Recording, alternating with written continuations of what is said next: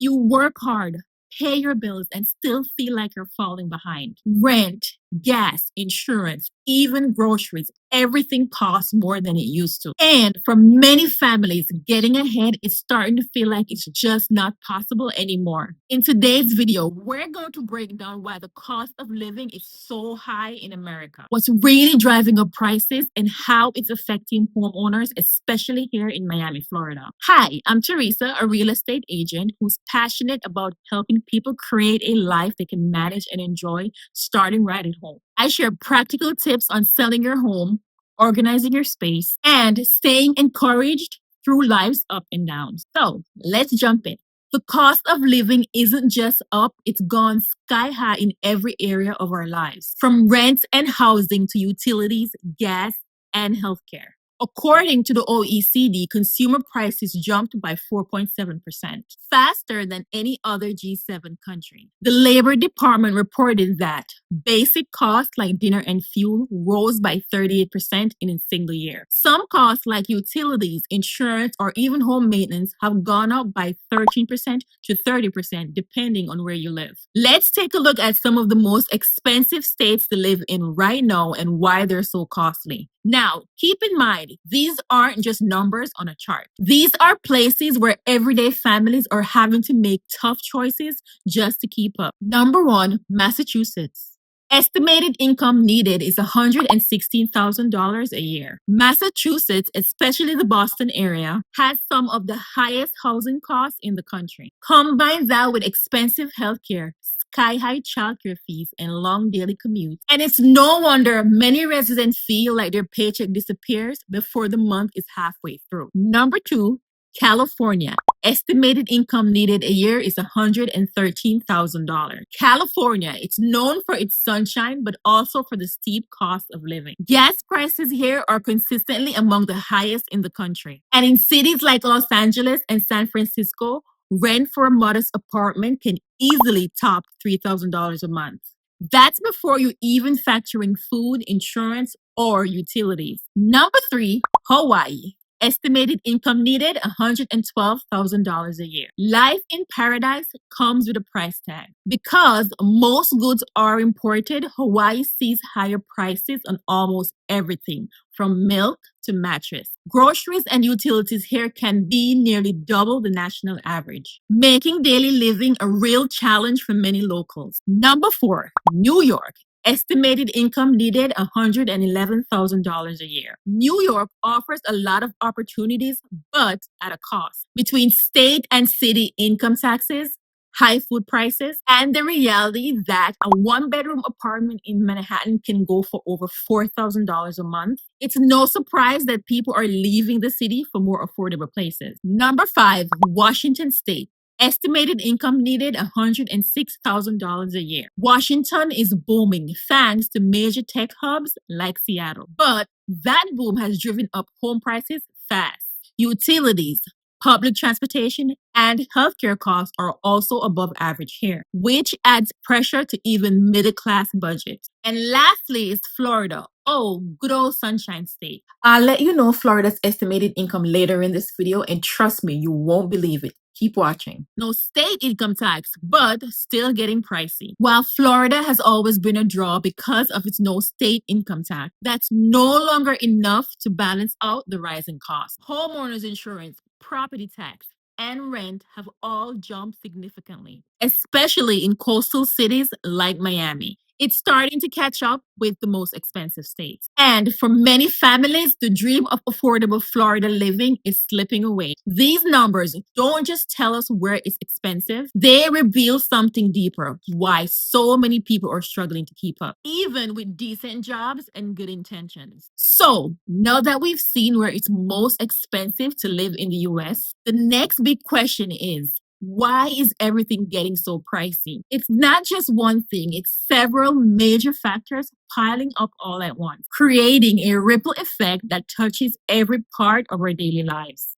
Let's start with energy. Remember when the world began reopening after the pandemic and oil prices surged? We are still feeling the effects of that. Gas prices jumped so fast from around $2.39 to $3.30 per gallon in just a year. And when gas goes up, shipping, groceries, and even your electric bill tend to follow. And then there were supply chains issues. Remember those empty shelves and delayed shipment? That wasn't just toilet paper. Shortages in things like lumber, plastic, microchips, and construction materials made basic goods and services more expensive across the board. And just as the world was beginning to stabilize, the Russia and Ukraine war began. These two countries supply a huge portion of the world's grain and fertilizer. The war disrupted those exports, which drove up global food prices, including right here in the US. On top of that, many employers had to raise wages just to attract and keep workers. This is after millions of people left their jobs following the pandemic. And while higher pay sounds like a win, those added costs usually get passed down to the customer. So we all end up feeling it. And then there's the weather. Extreme storms, wildfires, and droughts have damaged homes, wiped out crops, and pushed insurance rates even higher, especially in states like Florida and California where natural disasters hit the hardest. And finally, the temporary support programs many families relied on during the pandemic. Stimulus checks, expanded tax credit, eviction protection are all gone. But the bills didn't stop coming. So now many households are carrying more weight and less support. When you stack all of that together, it's no wonder families are feeling stretched thin. But even with all these moving parts, traditional data doesn't always tell the full story. Let's talk about that for a moment. How to understand the real cost of living today. The Consumer Price Index doesn't tell the whole story. That's why economists now talk about the true cost of living, which includes rent or mortgage, utilities, groceries, healthcare, childcare, transportation, technology, and insurance. For the average American family, this can easily exceed $7,000 to $10,000 per month, depending on your location. Let's take Florida, for instance. Florida may be known for its beaches, palm trees, and sunshine. But if you're living here, especially in South Florida, you already know it's not as affordable as it used to be. From housing and insurance to groceries and childcare, families are feeling the squeeze. Let's break down the real cost of living in places like Miami, so you can see where the money really goes and why having even a decent income can still feel tight. Rent or mortgage. Housing by far is the biggest expense. In Miami, buying a home isn't cheap. The average home price is around $480,000. But if you're looking for something in a safe, family-friendly neighborhood with good schools, you'll likely need 600,000 or more. And if you're renting, one-bedroom apartments in the city easily go for 2,500, while two bedrooms can run up to $3,500 or more, depending on location and amenities. And that's not luxury, that's just average these days. Utility costs in South Florida can add up very quickly, especially in the summertime. A monthly bill might include electricity and water, which can spike when you're running air conditioning nonstop.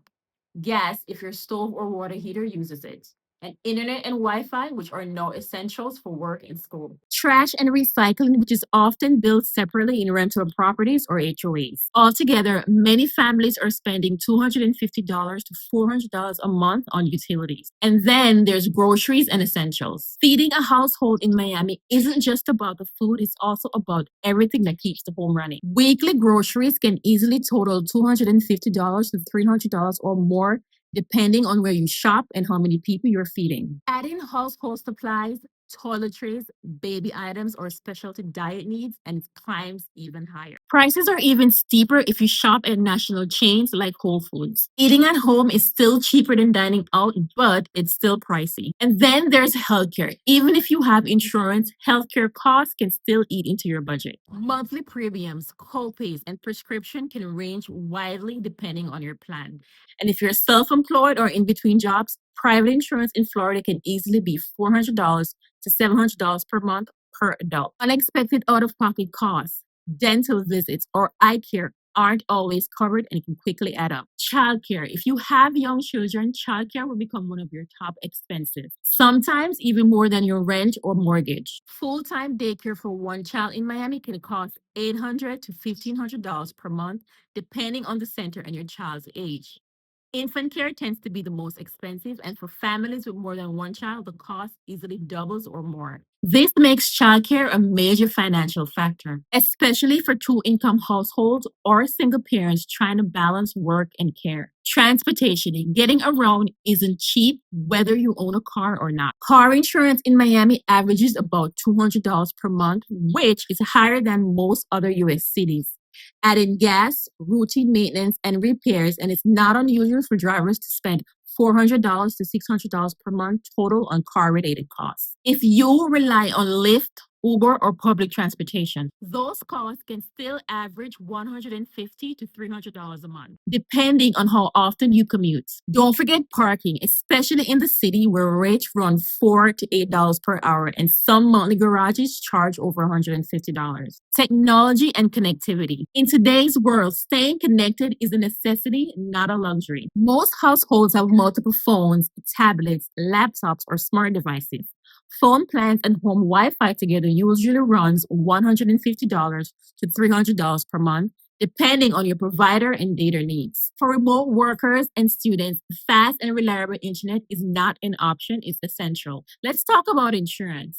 Florida is one of the most expensive states when it comes to insurance, especially for homeowners. Homeowners insurance in South Florida typically ranges from $4,200 to $60,000 per year, and that number keeps climbing. Flood insurance often requires in coastal or low-lying zones adds another $700 to $1,000 annually. And then there's car insurance, health insurance, and life insurance, which can vary widely depending on your situation, but can easily add up to hundreds of dollars per month across the board. When you look at the full picture, housing, utilities, food, healthcare, childcare, transportation, tech, and insurance, it becomes clear why so many Miami area residents are feeling the pressure. Experts say to live comfortably in South Florida, especially in the Miami metro area, most households need to earn between $90,000 and $120,000 a year. And even more if you're raising kids, saving for the future, or trying to own a home. If you're feeling the pressure right now, you are not alone. So many Americans are having to adjust. Whether that means cutting back spending,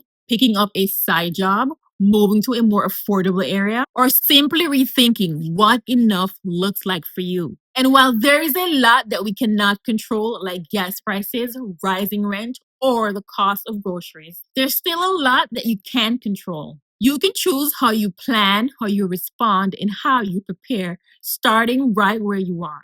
Here's a few steps that can make a real difference.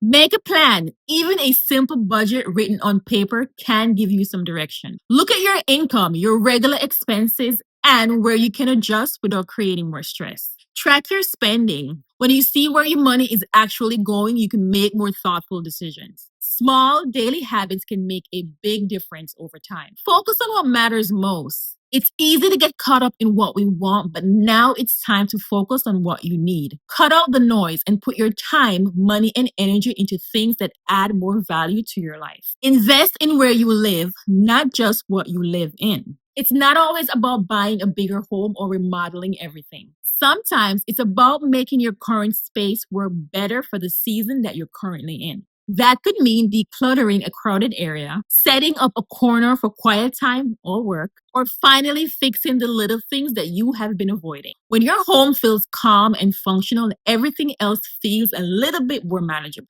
Your environment has the power to support your peace, your routine, and your mindset. So take the time to care for it. John 16:33 says, "In this world you will have trouble, but take heart, I have overcome the world." Even in uncertain times, God has not changed. He is still your provider, your peace, and your guide. We may not be able to fix inflation or fix global economies, but we can build homes filled with faith, wisdom, and purpose. What do you think is the biggest contributor to the rising cost of living? Drop a comment below. I would love to hear your thoughts. And if you're thinking about selling your home, be sure to download your free home seller's guide. You'll find the link in the description below. Don't forget to subscribe for encouragement to help you stay organized at home. and to prepare you to sell with confidence so you can move into your next chapter. Thank you so much for watching. Until next time, be blessed, stay faithful and focused, and I'll see you in the next video. Bye.